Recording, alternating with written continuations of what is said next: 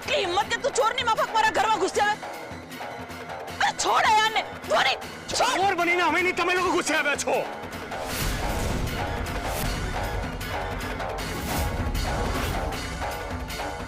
અને કોઈના ઉપકારનો બદલો અપકારની રીતે આપતા કોઈ તમારા લોકોથી શીખે.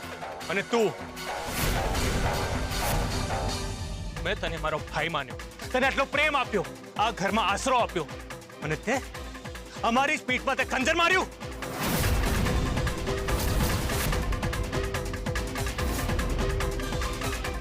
મોટી બા, તમે વસુંધરા પરીખ નથી, અમારા મોટી બા છો. મોટી બા,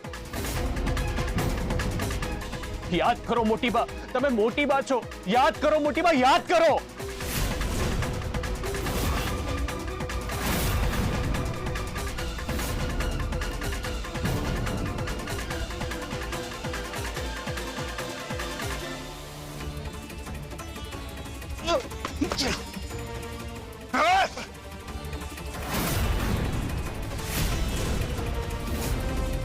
તારે પ્રયત્નો કરવા હોય ને એટલા કરી લે, પણ એક વાત યાદ રાખજે, આ કુંદન ઝવેરી નથી,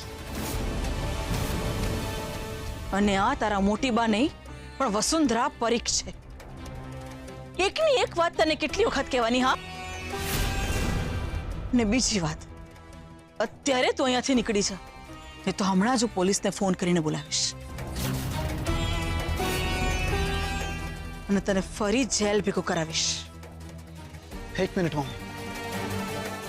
ધ્વનિત, શું કહેતો હતો તું કે તે મારી પર ઉપકાર કર્યો છે એમ ને? તો આજે હું એ ઉપકારનો બદલો ઉપકારથી ચૂકવી રહ્યો છું. તું કહેતો હતો ને કે તે આ ઘરમાં મને આશરો આપ્યો છે, તો આજે હું તને આ ઘરમાંથી સલામત રીતે જવા દઉં છું. આપણો હિસાબ બરાબર. ચાલ નીકળ, નીકળ અહીંયાથી.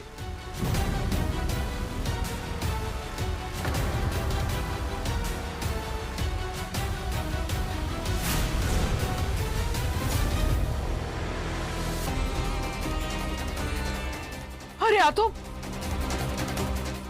મમ્મીજી, મમ્મીજી તમે રૂમમાં ચાલો, તમે ટેન્શન ના લો, અયાન છે ને એ બધું સંભાળી લેશે. મમ્મીજી તમે અંદર ચાલો, હું તમને માંડીને વાત કરું છું. આ છોકરો આપણા અયાનને મારવા આવ્યો હતો. હવે આવા છોકરાને આપણા ઘરમાં થોડી આવવા દેવાય. ના, ના આવવા દેવાય. ચાલો મમ્મીજી, આપણે અંદર જઈએ, ચાલો.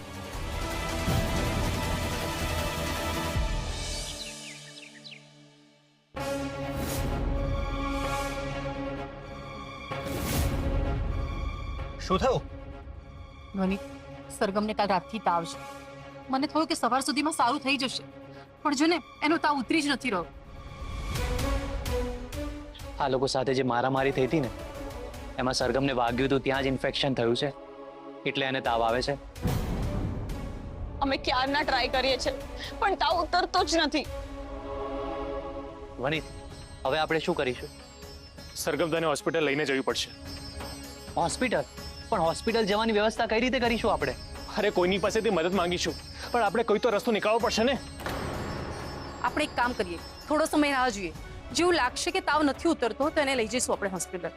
સરગમ, સરગમ તું ચિંતા ના કરીશ, બધું ઠીક થઈ જશે. હા, તું ચિંતા ના કરીશ.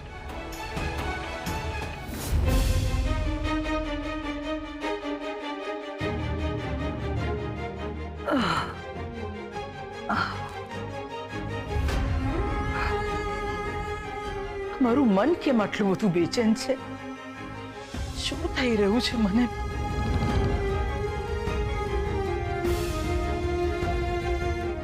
અને સમજાતું નથી કે મારું મન કેમ આટલું બેચેન છે. હું